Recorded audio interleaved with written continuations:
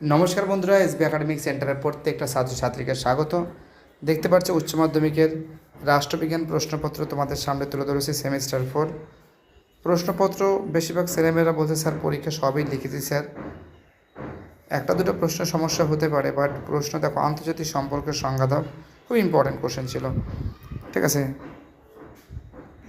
এবং তার সঙ্গে সার্ক এবং ব্রিক্সেট দিয়েছে। ব্রিক্সেট আমি তোমাদের বলেছিলাম ইম্পর্টেন্ট, সার্ক হয়ে এসেছে।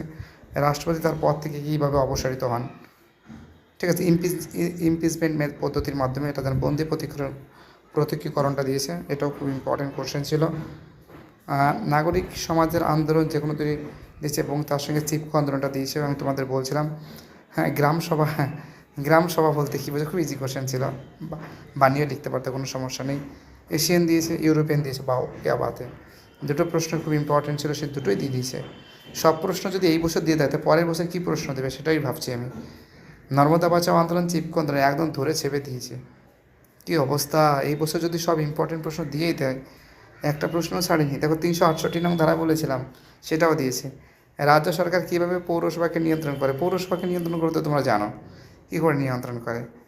এই যে সমস্ত গার্বেজ আছে যেদিকে দিকে ফেলানো হয় সবগুলো তো নিয়ন্ত্রণ করে। এবং আন্তর্জাতিক সম্পর্কের বাস্তববাদের মূল বৈশিষ্ট্য দেখো, বাস্তববাদটা দিয়েছে এবং বিশ্বায়নটা দিয়েছে। বিশ্বায়ন দুটোই বিশ্বায়ন দিয়ে দিয়েছে, বাপরে বাপ। সুপ্রিম কোর্ট দিয়েছে। ভারতের সংসদ দুটি কক্ষের সাংবিধানিক সম্পর্ক, একটা উচ্চ কক্ষ একটা নিম্ন কক্ষ, লোকসভা রাজ্যসভা দিয়েছে।